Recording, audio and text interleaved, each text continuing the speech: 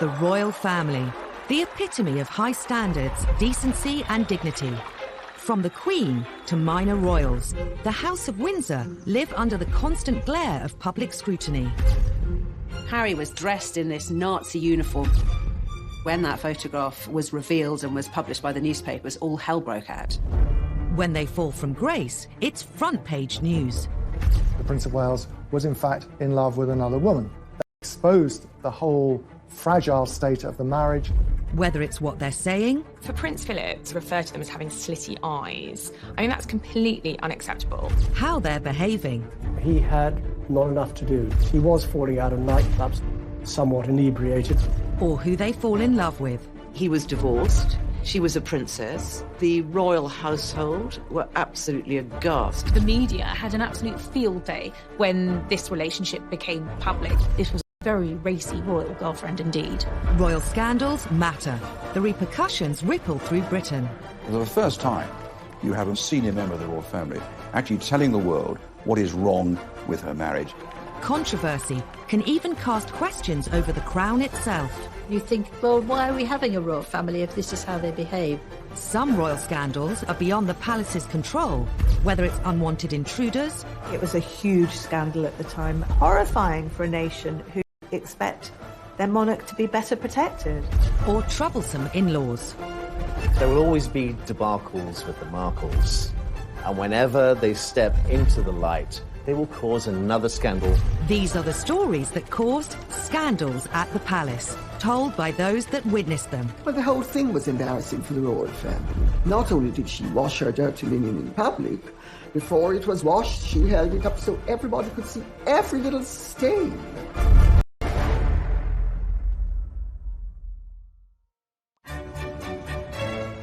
The House of Windsor, an institution at the heart of our nation. The royal family really goes to the very essence of as who we as Brits identify as and see who we are. The Queen is amazing because she's our head of state. Unlike previous royals, the Windsors rule during a media age like no other. The idea of that goldfish bowl, which the royal family live in, means that scandals are never very far away because the world is watching. However hard the royal family may try to control its image, it's almost impossible to do so when scandals erupt. And no scandal caused as much damage to the House of Windsor as the day Princess Diana decided to reveal all about the state of her royal marriage. Diana had and nurturing the relationship. She did it with several journalists. She did it with writers. She did it with me. After their fairy tale wedding in 1981, Diana became the most scrutinized woman in the world. Diana was the biggest star, the biggest celebrity on the planet. If you wrote a story about Princess Diana, it was on the front page, no matter what. But not all the headlines were positive. Some press reports suggested that all was not well between her and Charles. Diana wanted to make sure the public heard her side of the story, even if it caused a huge scandal. In 1992, she dropped a bombshell that would rock the House of Windsor to its core. She secretly cooperated on a tell-all biography with journalist Andrew Morton. Princess Diana felt that she didn't have a voice. She was trapped inside the palace, and people didn't know her plight. She was approached by Andrew Morton through an intermediary called James Colthurst. He acted as a go-between. Andrew Morton gave him the questions. James put the questions to Diana, and she answered them in a tape recorder, and the tape was given to Andrew Morton.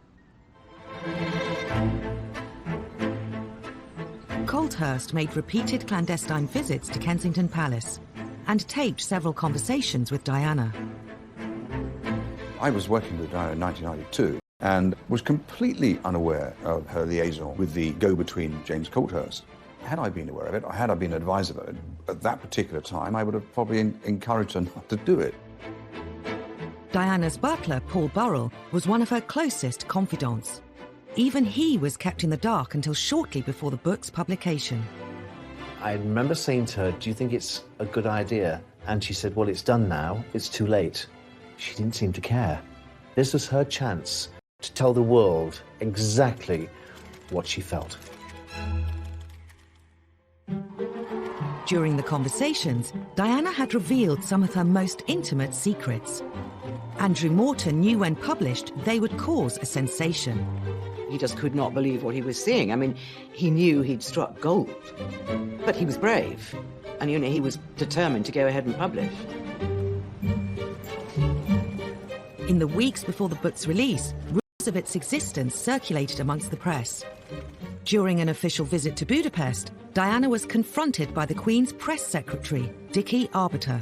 She categorically denied that she had given any assistance whatsoever to Andrew Morton. She had that sort of look on her face, and I knew that she was being economical with the truth.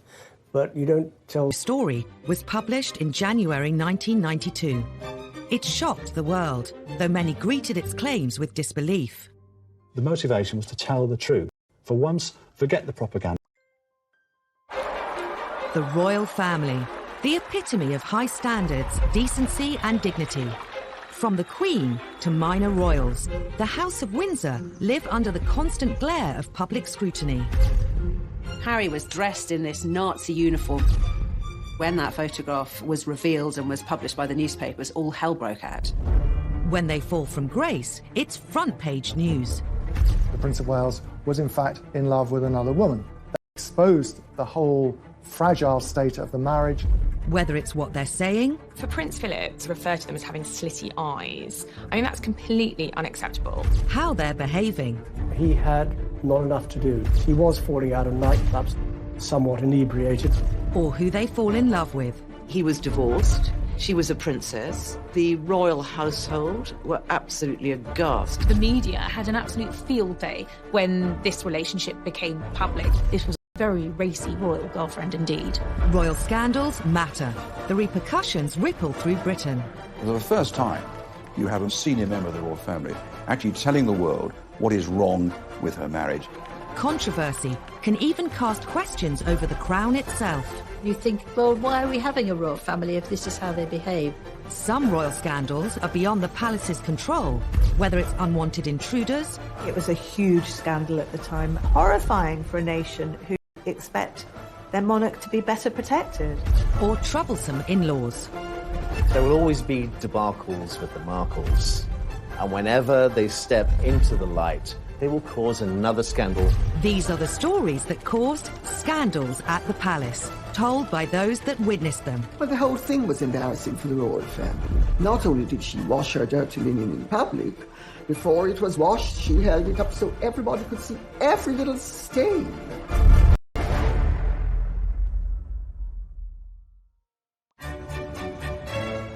The House of Windsor, an institution at the heart of our nation. The royal family really goes to the very essence of as who we as Brits identify as and see who we are. The Queen is amazing because she's our head of state. Unlike previous royals, the Windsors rule during a media age like no other. The idea of that goldfish bowl, which the royal family live in, means that scandals are never very far away because the world is watching. However hard the royal family may try to control its image, it's almost impossible to do so when scandals erupt. And no scandal caused as much damage to the House of Windsor as the day Princess Diana decided to reveal all about the state of her royal marriage. Diana had and nurturing the relationship. She did it with several journalists. She did it with writers. She did it with me. After their fairy tale wedding in 1981, Diana became the most scrutinized woman in the world. Diana was the biggest star, the biggest celebrity on the planet. If you wrote a story about Princess Diana, it was on the front page no matter what. But not all the headlines were positive. Some press reports suggested that all was not well between her and Charles. Diana wanted to make sure the public heard her side of the story, even if it caused a huge scandal. In 1992, she dropped a bombshell that would rock the House of Windsor to its core. She secretly cooperated on a tell-all biography with journalist Andrew Morton. Concerns about it. Princess Diana felt that she didn't have a voice. She was trapped inside the palace, and people didn't know her plight. She was approached by Andrew Morton through an intermediary called James Colthurst. He acted as a go-between. Andrew Morton gave him the questions. James put the questions to Diana, and she answered them in a tape recorder, and the tape was given to Andrew Morton. Colthurst made repeated clandestine visits to Kensington Palace and taped several conversations with Diana. I was working with Diana in 1992 and was completely unaware of her liaison with the go-between James Colthurst. Had I been aware of it, or had I been advised of it, at that particular time, I would have probably encouraged her not to do it. Diana's butler, Paul Burrell, was one of her closest confidants. Even he was kept in the dark until shortly before the book's publication. I remember saying to her, "Do you think it's a good idea?" And she said, "Well, it's done now. It's too late." She didn't seem to care. This was her chance to tell the world exactly what she felt. During the conversations, Diana had revealed some of her most intimate secrets. Andrew Morton knew when published they would cause a sensation. He just could not believe what he was seeing. I mean, he knew he'd struck gold, but he was brave, and he was determined to go ahead and publish. In the weeks before the book's release, rumours of its existence circulated amongst the press. During an official visit to Budapest, Diana was confronted by the Queen's press secretary, Dickie Arbiter. She categorically denied that she had given any assistance whatsoever to Andrew Morton. She had that sort of look on her face, and I knew that she was being economical with the truth. But you don't tell... The story was published in January 1992. It shocked the world, though many greeted its claims with disbelief. The motivation was to tell the truth. For once, forget the propaganda, tell the truth about what's really going on, because we do face a crisis in the House of Windsor. It's obvious to everyone. And make you a rich man. Well, if that's a corollary, then so be it. The book alleged Diana had been driven to bulimia, severe depression and self-harm. It was headline news in every newspaper, every TV channel. The fact that Diana released such personal details about her life, it was just one thing after another, what she thought of the royal family, how they treated her. It was one of the biggest scandals ever. We knew that they weren't happy, but we thought they were managing that unhappiness. Morton's book showed that they in fact led very separate lives, and that as far as Princess Diana was concerned, her husband, the Prince of Wales, was in fact in love with another woman, Camilla Parker Bowles. Royal author Lady Colin Campbell knew Princess Diana well and has also written a biography of her. The whole thing was embarrassing for the royal family. Not only did she wash her dirty linen in public, before it was washed, she held it up so everybody could see every little stain. The most shocking claim in Andrew Morton's book was that Diana threw herself down the stairs while 4 months pregnant because she was so unhappy.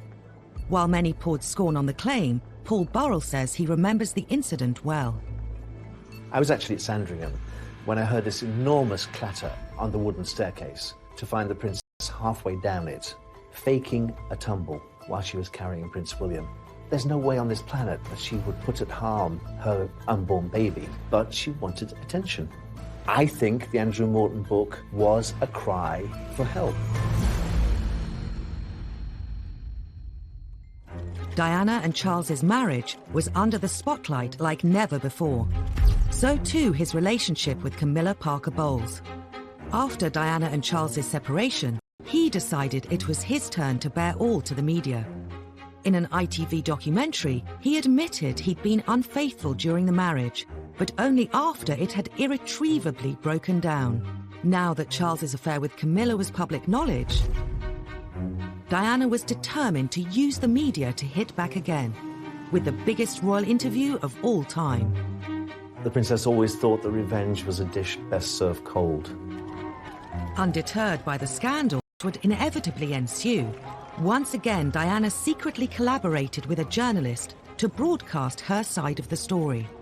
During the summer of 1995, she'd been introduced to a young man working for Panorama called Martin Bashir, and heads of the palace. Diana and Martin Bashir would go on to hold a series of secret meetings. I used to go to White City and bring him back in my car in the boot, so that nobody would see him. Martin Bashir would relish the prospect of being brought into Kensington Palace in the boot, mysteriously, secretly. Diana eventually agreed to Martin Bashir's request to film an interview. But fearful Buckingham Palace would find out, she kept it a secret, even from her press secretary, Geoffrey Crawford.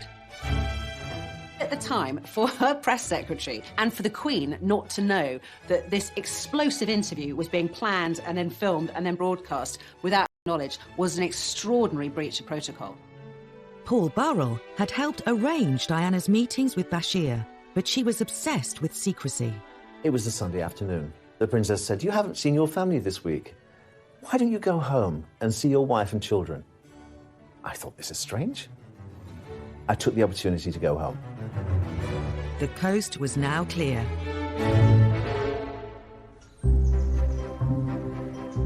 The panorama team were secretly admitted to Kensington Palace. Their cameras were set up over a weekend. There was no one around, and they actually got the whole thing in the can before Diana admitted what was going on. Monday morning, I arrived back at the palace to notice all the furniture had been moved in the Prince of Wales' study. And I said to the princess, "Why have these chairs been moved in different directions?" I had a dance class yesterday afternoon. Later that evening, she confided in me that Martin Bashir and the camera crew had been into the palace to film the interview. "Oh my goodness," I said, "you didn't say anything you shouldn't say, did you?" She said, "Well, I did say a few things." Would you say that you were happily married? Very much so. But the pressure on us both as a couple with the media was phenomenal. I think the thing people remember most is her description of her marriage and the fact that there was a third party in their marriage, namely Camilla Parker Bowles, whom she made clear had been having an affair with the Prince of Wales, her husband. The princess came across as doe-eyed, vulnerable, hurt, wounded. She knew exactly what she was doing, even down to her makeup and the way she was dressed. The way she presented herself on that panorama interview was key to winning over the hearts of the nation. It got more than 22 million viewers. You can also see why the royal household was so totally devastated by it, and they didn't even know it was happening when it was being planned. With Army officer James Hewitt. Yes, I adored him. Yes, I was in love with him. She just needed somebody to love her. Diana would make one more shocking comment about Charles's future role as king. Being Prince of Wales produces more freedom now, and being king would be a little bit more suffocating.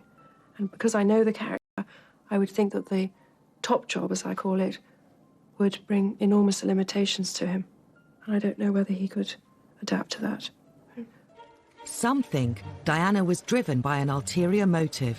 The thing that people objected to, not only in the royal family, but in establishment circles, was how she had tried to deprive Charles of his rights to the throne.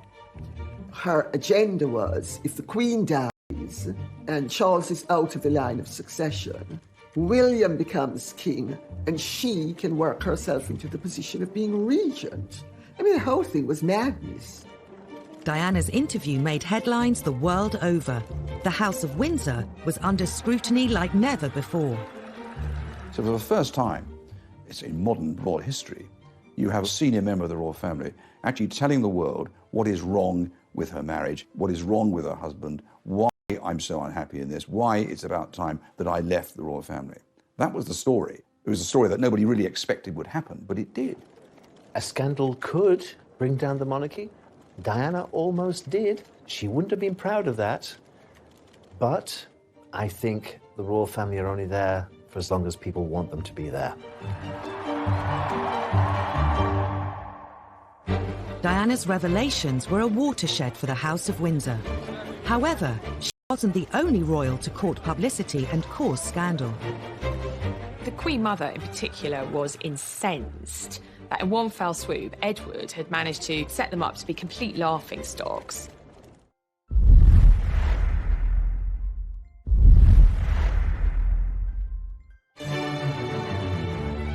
As reigning monarch, For over 65 years, the Queen has had to endure decades of royal scandals.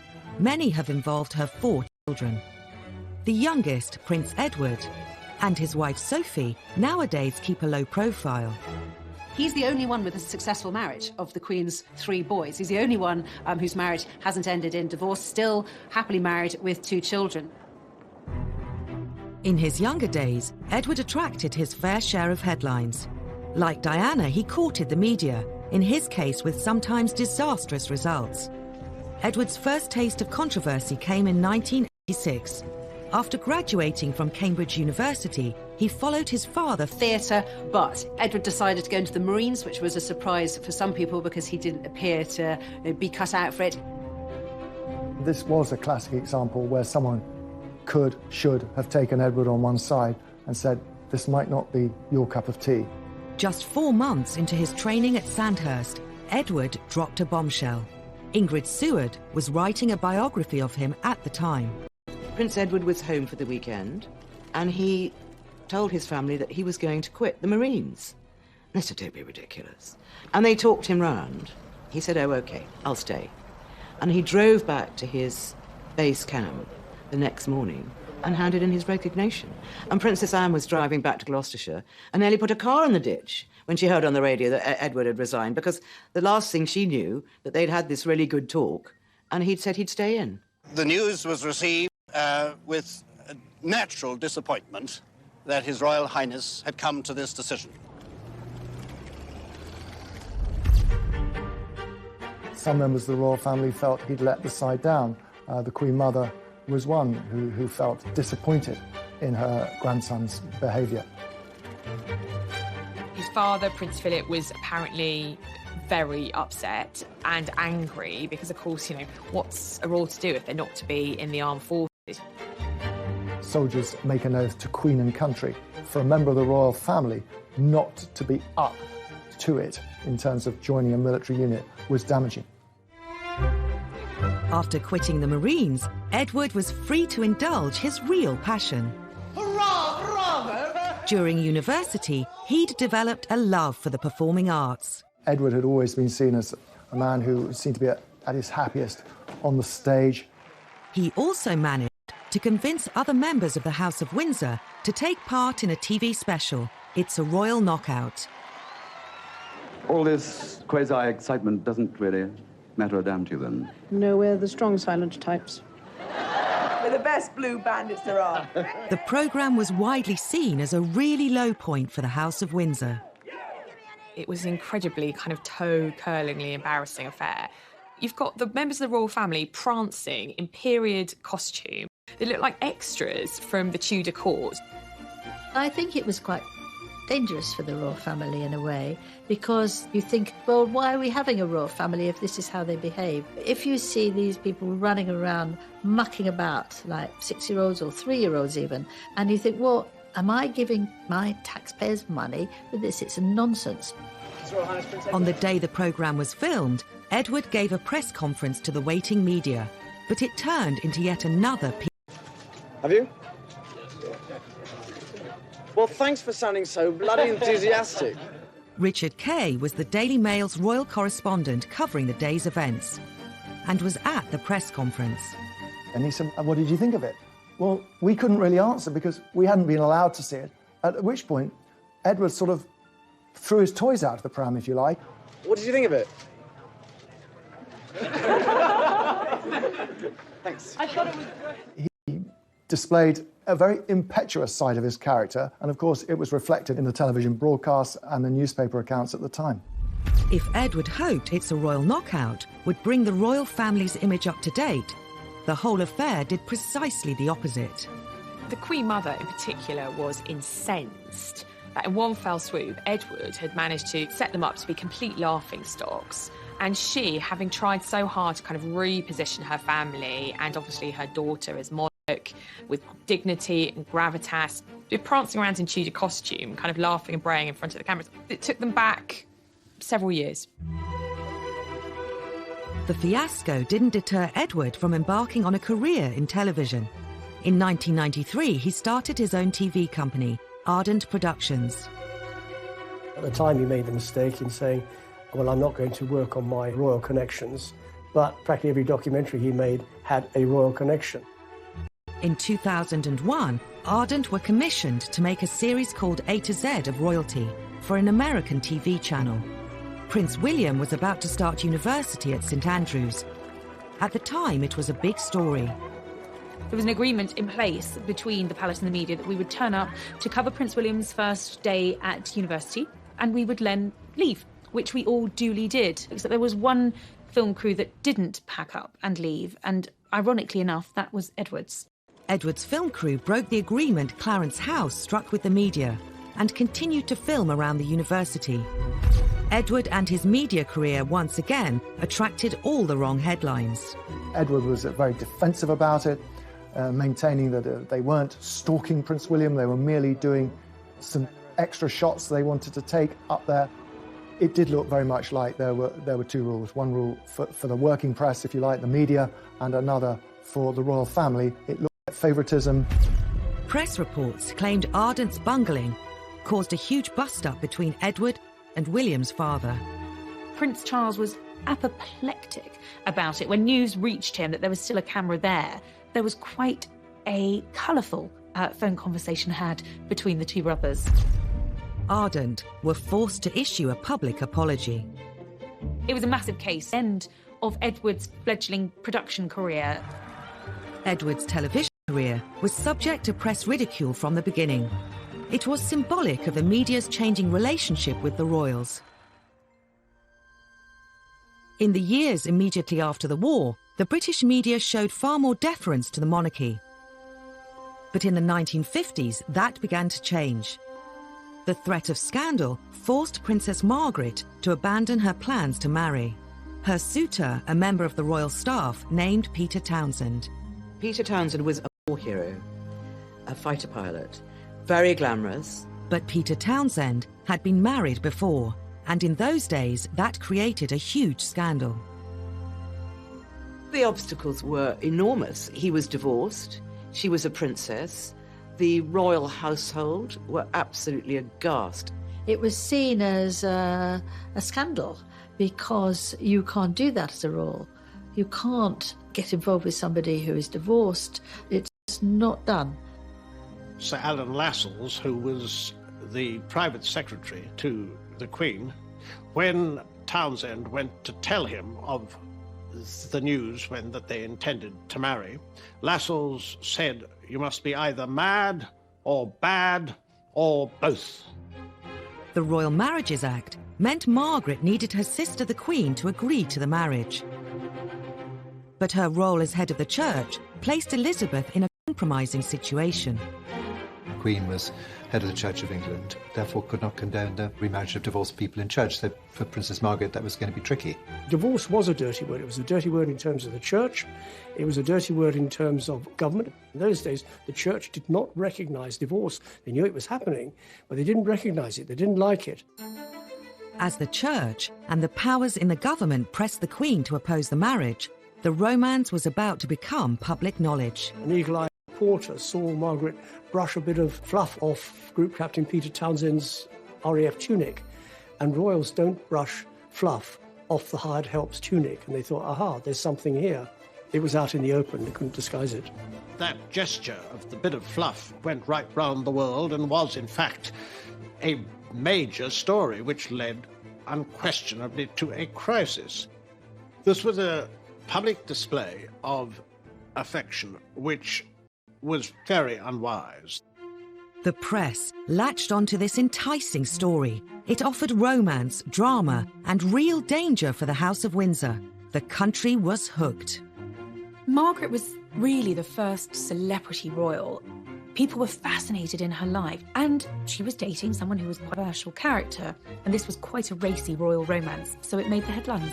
Unfortunately, the fact that he had been divorced was a big issue, and whereas a lot of people were privately sympathetic to Princess Margaret, there was still this huge issue hanging over it. The romance was doomed. Margaret was presented with a choice. If she married Townsend, she would have to give up her title as princess. She chose her duty to the crown. She issued a rare statement in which she said that she had decided not to marry Peter Townsend. She recognised that being Princess Margaret and given her place in line to the British throne, that actually it was a case of duty before self, and that was what she decided to do. It was the first of the post-war scandals to hit the royal family. It was a tragedy in many ways that Margaret hadn't been able to marry him. He was her first love, the big love of her life. The Queen's intervention quelled the growing controversy around Princess Margaret's love affair. But the damage to royal reputations was done, and the floodgates had been opened. The age of deference was over. The royal family was now fair game. Half a century later, tales of a tearaway prince would create more shocking headlines in the tabloid press. Prince Harry did have a very troubled adolescence. He missed his mother a lot.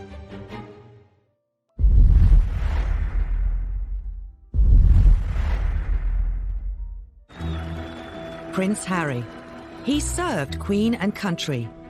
He campaigns for all kinds of worthwhile causes. And he's one half of a real-life royal fairy tale. Sixth in line to the throne, these days he's undoubtedly one of the most popular members of the royal family. But a few years ago, he was no stranger to tabloid scandals. Harry's always been the one who knew he'd never be king. Didn't matter. So Harry could do exactly what Harry wanted. Harry was doing his A-levels at Eton College, but was destined to join the armed forces. The army was always his first love. I remember him as a 5- and 6-year-old strutting around Kensington Palace in army fatigues with a parachute regiment beret. But before serving in the military, Harry was grabbing the headlines. He had not enough to do. He was falling out of nightclubs, somewhat inebriated. In 2002, the antics of the 17-year-old were to make front-page news. He got involved with smoking cannabis and drinking too much, so his dad took him by the ear and took him to a rehab centre. Prince Charles was so concerned at how often his younger son was using cannabis that he insisted he visited the Featherstone Lodge Centre in South London. Prince Harry met addicts. Story caused a stir and would become a major front-page splash. The News of the World got a hold of the story and, put it to the palace, and we're going to run with the big story about drugs. Prince Charles's spin doctor at the time, Mark Bolland, later said they decided to cooperate with the News of the World to try and present the story positively. They showed the Prince of Wales in a good light by saying as a dad he was taking his kid to the rehab centre to show the dangers of drugs and drink. And the News of the World would go along with it because then they could run the story on the drugs anyway. What youngster of that age wasn't falling out of nightclubs or pubs? It happens all the time. Even if you've got a protection officer in tow, that you are going to get up to things that maybe you shouldn't. Others in the media speculated that Harry was struggling to cope with the death of his mother at the age of 12. Prince Harry did have a very tough time after the death of his mother. He had a very troubled adolescence, very public displays of fighting with photographers and getting drunk. I think he missed his mother a lot and didn't really have a role in life. I think Harry's wild teenage years have a direct link to losing his mother. William and Harry walked behind Diana's coffin as part of the funeral cortege. Having grown up with them, of the two boys, I always worried about Harry most. An almost intolerable moment for the two boys, the two princes. Impossible to put into words. I knew that William was of an age he could understand his mother's passing, and Harry wasn't. And that really did affect his teenage years. He admitted a couple of years ago that he suffered mental health as a result of the death of his mother. At the time, he said no 12-year-old should be asked to walk behind a coffin. But then Prince Harry's no ordinary 12-year-old. He's a prince of the United Kingdom.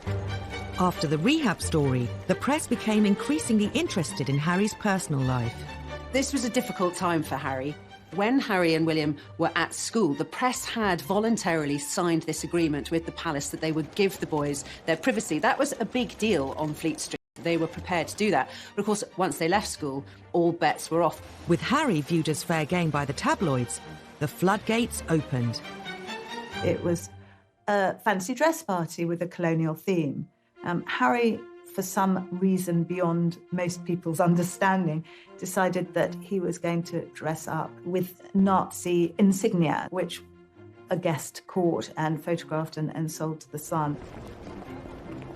He made this very, very silly mistake, obviously deeply inappropriate, going to this fancy dress party, which itself had a pretty dodgy theme, colonialism. And obviously when that photograph was a sort of global upset. I was in Barbados at the time, and I was talking to this minister, and he was horrified. The Jewish community were very upset about it, and so they should be. I think everybody should be upset about it, that a member of the royal family, and a senior member of the royal family at that, was wearing a swastika armband. The timing was particularly bad, as it happened 2 weeks before the 60th anniversary of the liberation of Auschwitz. It was seen as trivialising something that was such an important part of world history. It was a huge scandal for the royal family. It was such an insult to so many people. But obviously Harry hadn't thought about it, and obviously William hadn't thought about it either, or else he would have said, hey, that's a really silly idea. To make matters worse, the press brought up old stories about the Nazi connections of Edward VIII, the Queen's uncle. I think Prince Harry, inadvertently, by effectively a schoolboy prank, brought a lot of those feelings back to the fore. The royal family immediately apologised. I don't believe for a minute that he's got those sort of anti-Semitic tendencies. It was just thoughtless, and he really messed up. It could have affected his career in the army. He was just about to go to Sandhurst. But the military academy accepted his application. Then he got the call to the army, and that was the making of him. He excelled as a cadet. He excelled when he joined his regiment, Blues and Royals. Harry was posted to Afghanistan. He became the first member of the royal family to serve in a war zone since his uncle, Prince Andrew. He was trying to find a role for himself, and in the army, it seemed he'd found one. He'd served with great distinction. Soon before Harry was due to go on his second tour of duty in Afghanistan, he took a trip to the US.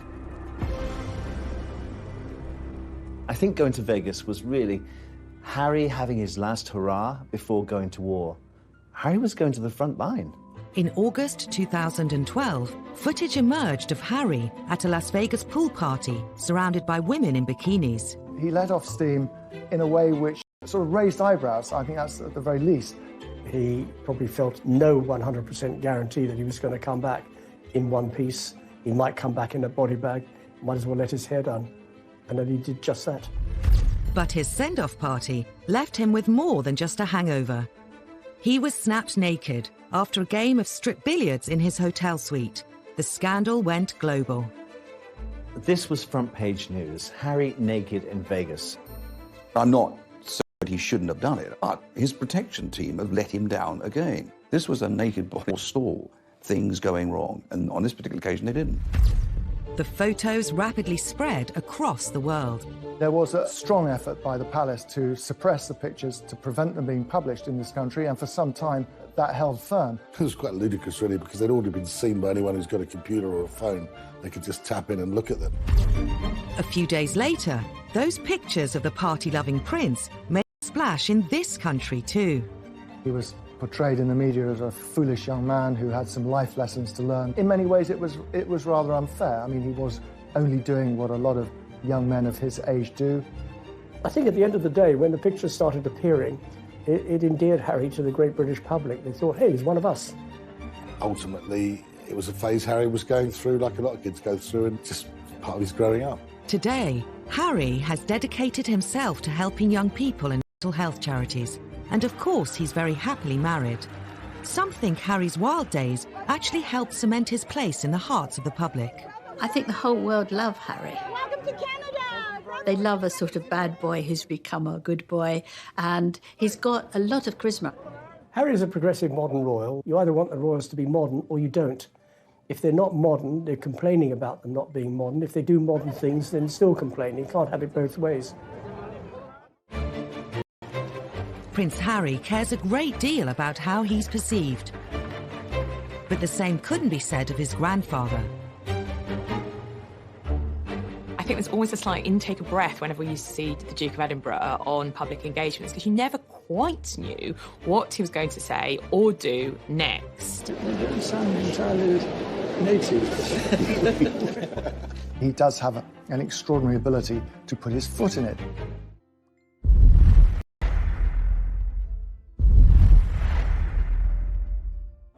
Before retiring from public engagements well into his 90s, Prince Philip did a remarkable job, accompanying the Queen on royal visits throughout the UK and all over the globe. We've now seen the world's most experienced pluck on there. He's also known for his blunt sense of humour. Philip would rather be known for his one-liners than for his gaffes, of course. But nevertheless, that's how many of these jokes, if that's what they are, have been interpreted by the media over the years. I mean, he does have an extraordinary ability to apparently put his foot in it. Historically, whether he's giving a speech to dignitaries, greeting world leaders, or being given a tour of a hospital, Prince Philip has been known to offend his hosts.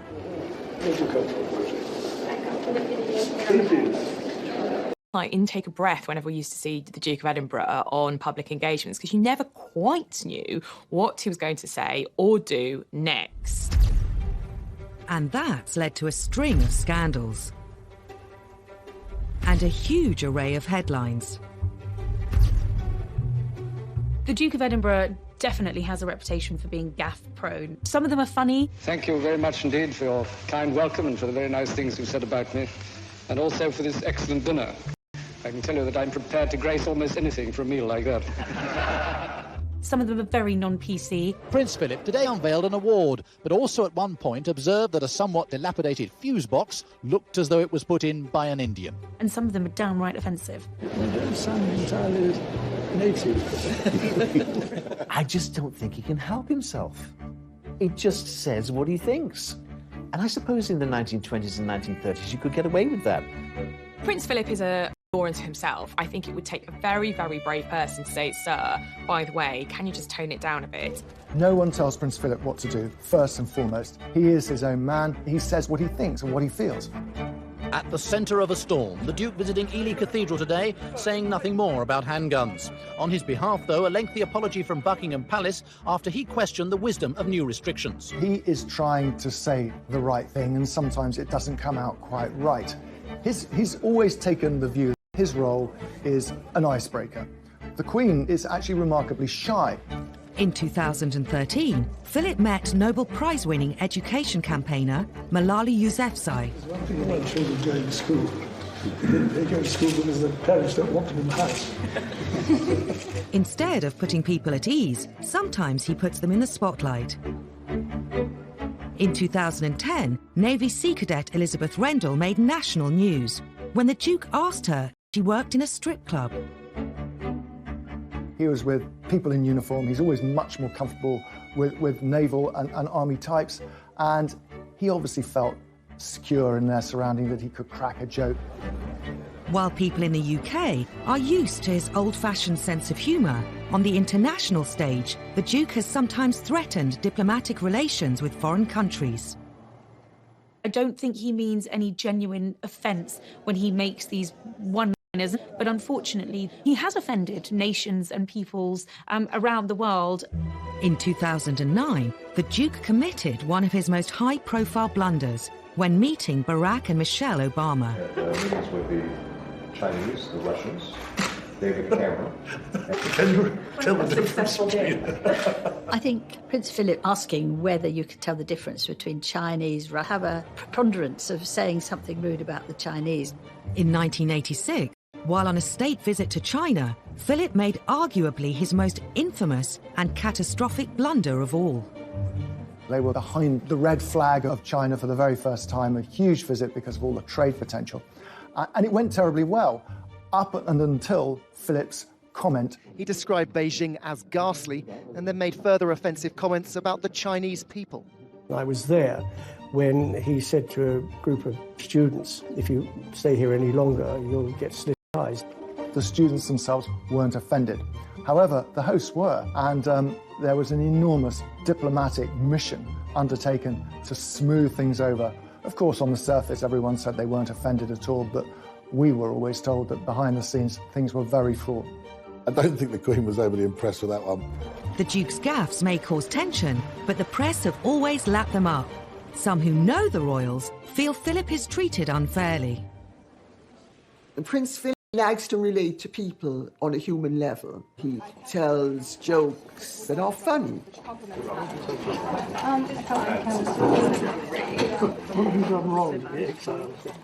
But if you hijack the joke and take it out of its context, it can be misinterpreted. The problem is when Prince Philip makes a gaffe, all the press are absolutely delighted because there they have their story. During royal tours, there's always somebody that goes off on what they call gaff watch. They follow Prince Philip to see if he says anything rude or inappropriate or racist. And he nearly always used to come up with some very funny remark. He can be a godsend to the media, but sometimes he does offend. Yeah, there's no doubt about that. There's some classics, like when he went to Australia. In 2001, the Duke was accompanying the Queen on a royal tour of Australia to help mark her Golden Jubilee. The Duke asked Aborigines if they still threw spears at one another. It was just one of those moments where people just didn't know what to say or where to look. This comment caused such uproar and such offence that the palace was forced to release a statement to make it very clear that the Duke had made these comments with a light heart and that no offence was intended. But of course, by that point, the damage had been done. He had hugely offended his hosts. In spite of, or perhaps because of, Prince Philip's infamous gaffes, he's remained very popular with the public. Well, Prince Philip is one of the most well-loved members of the royal family. He really was the kind of comedic companion to the Queen. He has been sort of a wonderful husband to the Queen, so supportive. One essential ingredient of any happy marriage, and you can take it from me that the Queen has the quality of tolerance and abundance. Sometimes it's not just the reputation of the royal family that's on the line, it's their safety. When there's a lapse in security, it's not simply a scandal, it's a matter of life and death. She could have been knifed, she could have been suffocated. Anything could have happened to our monarch lying in her bed.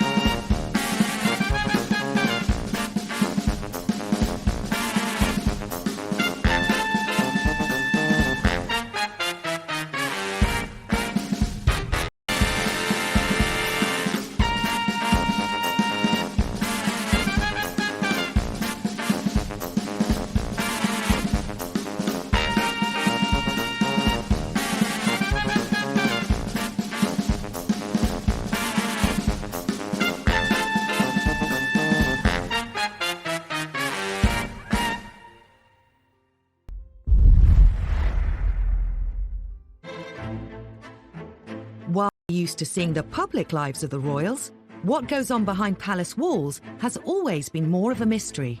The the royals have been hit by a number of scandals involving their personal security. Security scandals are scandals because... Well, if we can't keep some of the most important people in the country, the Prime Minister, members of the royal family, alive, then what hope do we have for the rest of, hoi polloi? As stories have emerged of royal security lapses, they've given us a glimpse into the private lives of our royal family. In the early 1980s, an intruder at Buckingham Palace got dangerously close to the Queen. I think in this day and age especially, the security of the Queen is of the utmost importance, and we have to ensure that we do have the best security in place and protection for her. You would think that Buckingham Palace is one of the most secure properties in the land. You're wrong. 7 a.m. on a hot July morning in 1982. 33-year-old unemployed decorator Michael Fagan was suffering from severe depression after the breakup of his marriage. He found himself outside Buckingham Palace and spotted an open window. Back in the day, the security was there, but not enough. Fagan scaled the 14-foot-high perimeter wall. After clambering up a drain pipe and through the open window, he began wandering the corridors of the palace.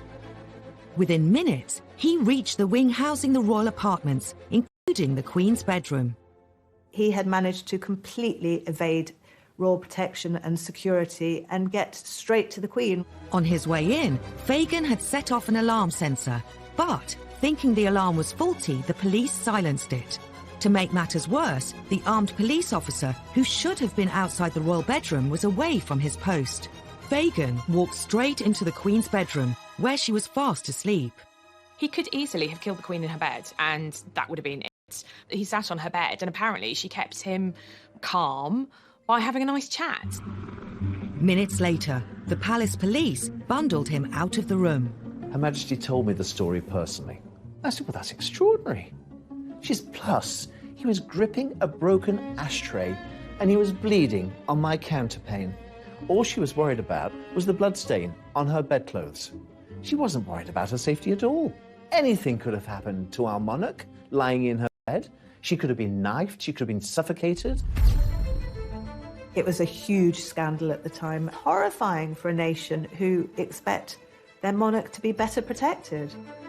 The embarrassment and the scandal reverberated through the corridors of Buckingham Palace, down the Mall into Westminster.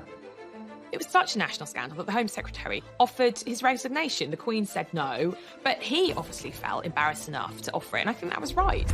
Michael Fagan wasn't charged, but did spend the next 6 months in a psychiatric hospital. The scandal meant that royal security was doubled and Her Majesty could sleep safely. 2 decades later, the royals were hit by yet another security scandal at Prince William's 21st birthday party. It seemed lessons hadn't been learned. It's impossible to believe that an imposter can get into Windsor Castle, particularly something as high profile as Prince William's 21st birthday party, and yet that's what happened. The theme of the party was Out of Africa. Unbeknown to the news crews filming the build-up, they'd caught on camera the man who would be on the front pages of the tabloids the next day.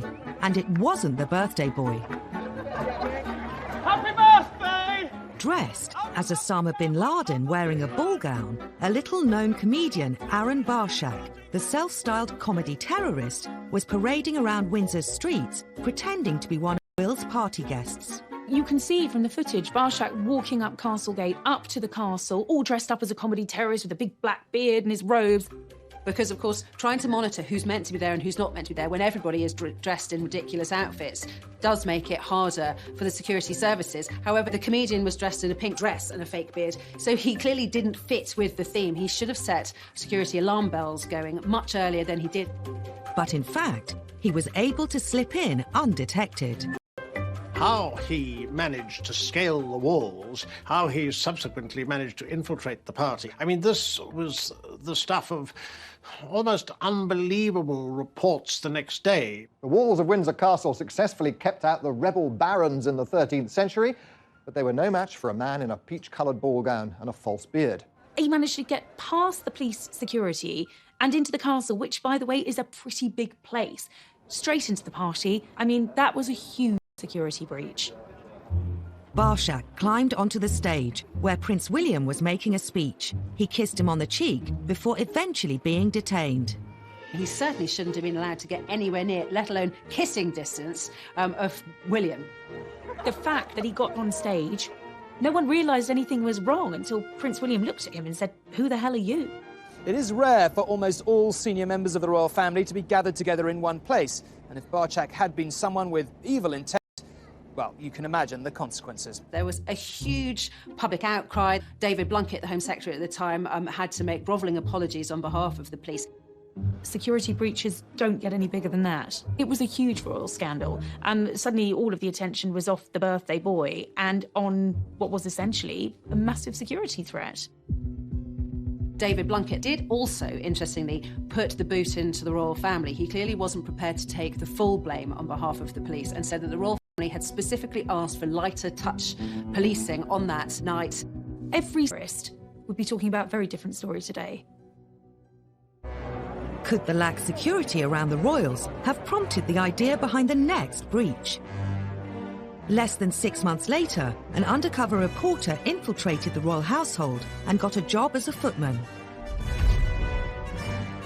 The reporter faked a CV, bogus references, and somehow managed to elude royal security and all of the checks that surely go with applying for a job in the household. The Daily Mirror even managed to take this grainy photograph of their fake footman, Ryan Parry, standing on the balcony of Buckingham Palace. The Mirror journalist described how his uniform guaranteed virtually unlimited access to every part of the palace. For the Daily Mirror, this was a massive coup, revealing the most astonishing details about the domestic lives of the royal family. The fake footman had access to the royal family's personal apartments and even took photos of the table where he served the Queen and Prince Philip their breakfast. He revealed these fascinating details of breakfast with the royals, the Queen feeding her corgis marmalade and toast underneath the table. They all thought Queen would be eating off gold plate, and the idea that her muesli is brought to her in Tupperware boxes sort of really appealed to people. The British public were able to gawp at what Her Majesty eats for breakfast. The country was shocked someone with a fake CV could get so close to the Queen. It just makes you wonder about how many other people they've employed who have had slightly dubious backgrounds. Even more embarrassing was the timing of the scandal. He was there on the eve of a presidential stay. In fact, he saw the president's bedroom. There could have been a real scandal over the fact that this undercover reporter was working within feet of President Bush while he was a guest of the Queen. For the palace, utter humiliation, an absolute breach of royal security. While security staff can be hired and fired, even the royals can't choose their in-laws. The Markles, they're not going anywhere. Meghan's family obviously want to cash in on her fame and her royal connections.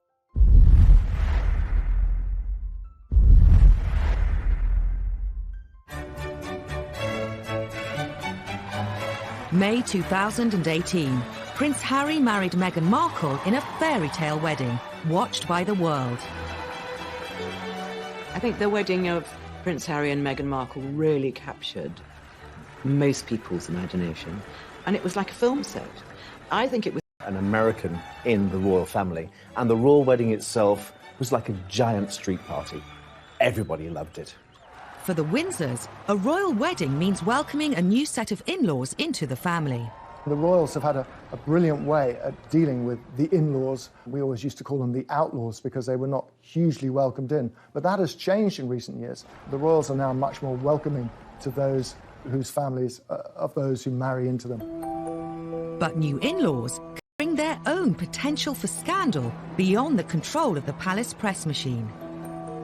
Since Meghan's engagement, her family have been a gift for the scandal-hungry tabloid press. One thing you have to understand about the Markle family is it's a rather dysfunctional family, especially from where we're sitting here. The run-up to the royal wedding was a very, very difficult time, I think, for Meghan and for Harry, and what should have been the happiest day of their lives was overshadowed by a very unhappy build-up to the wedding. Meghan's half-sister Samantha was never far from the headlines and isn't shy about sharing her opinions. Having previously labelled Meghan a social climber, she revealed she was writing a book called The Diary of Princess Pushy's Sister.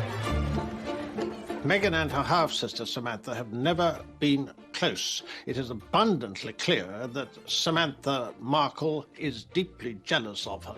She's also been outspoken on Twitter, in one outburst branding Meghan the Duchess of Nonsense. The Markles have caused a huge amount of problems.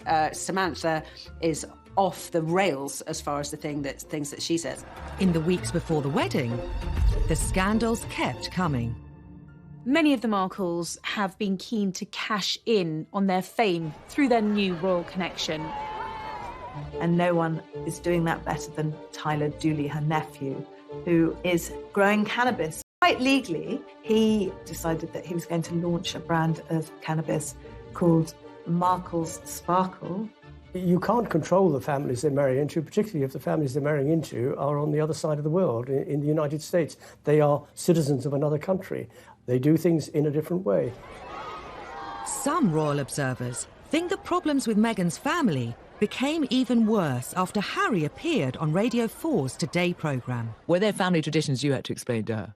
Oh, plenty. I think that's probably. I mean, I think we've got one of the biggest families that I know of, and every family is complex as well. So, no, look, she's done an absolutely amazing job. Just getting in there, and it's the family that I suppose she's never had.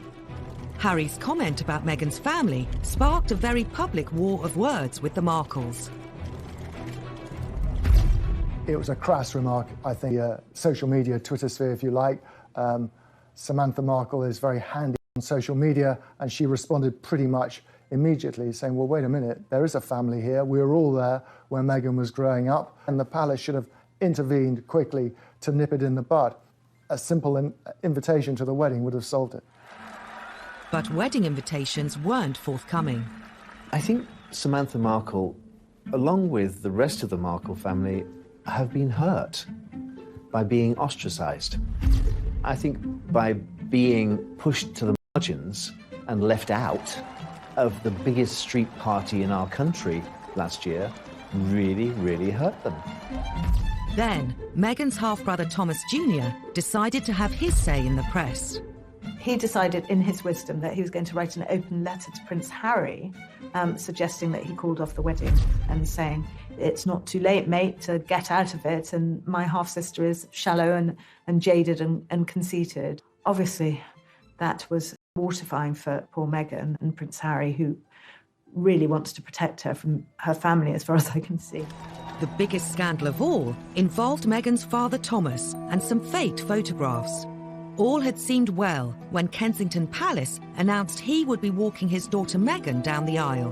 We were all looking forward to seeing both her mother and her father at her side on the wedding day. But as the date got closer and closer, it became apparent that there was a problem with her relationship that she had with her father and whether he was actually going to be able to attend. 2 weeks before the wedding, what appeared to be paparazzi photos emerged of Thomas Markle being measured for a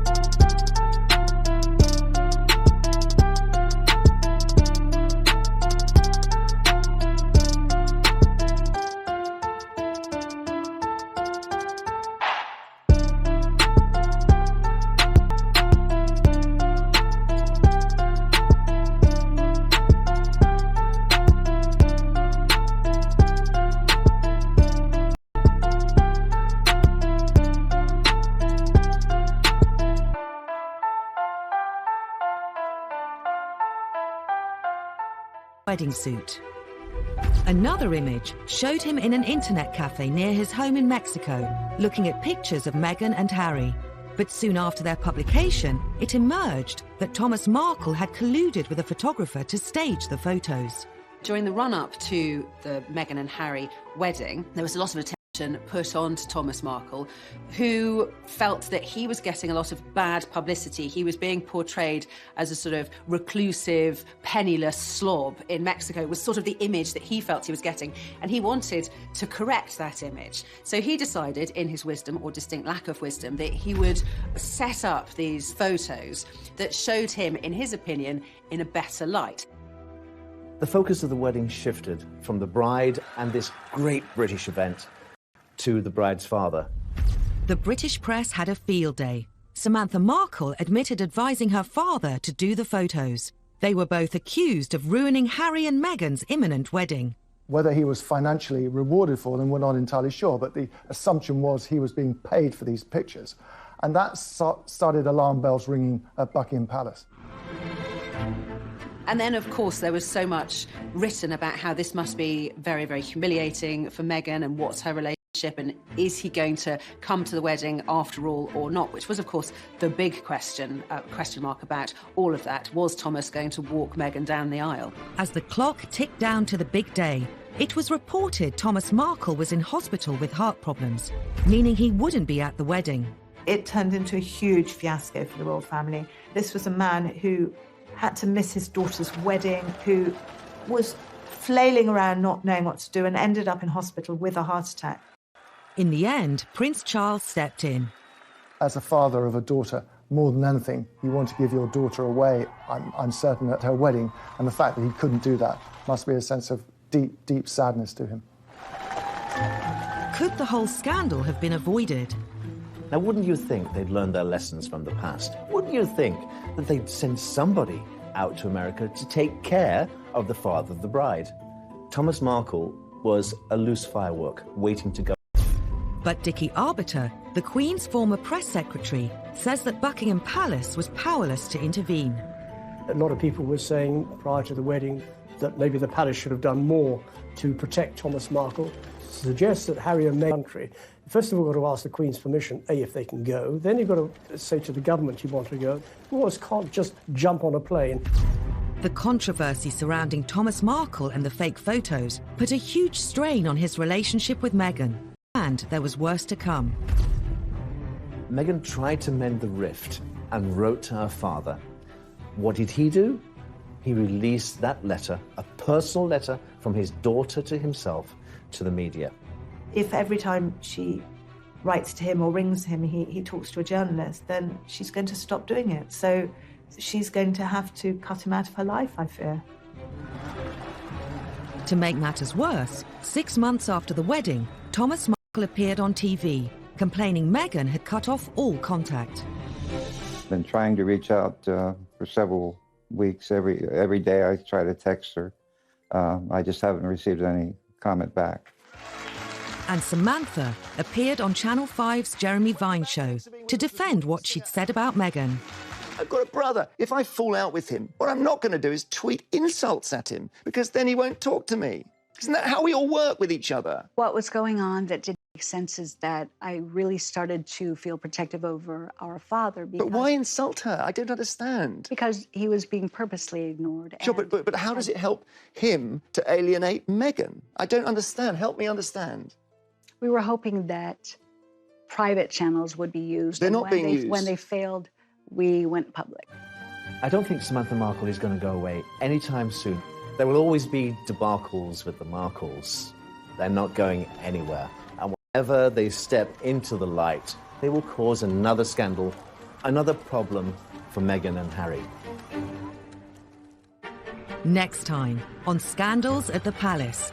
As the royals become more accessible, they also become easy targets. And often they're caught out on camera.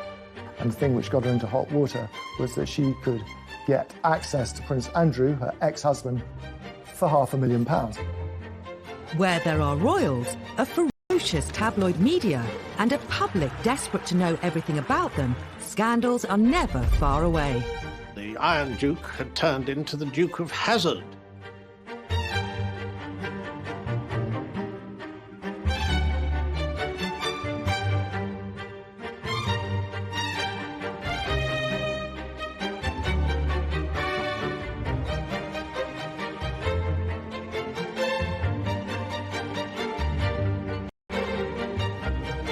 exactly what she felt.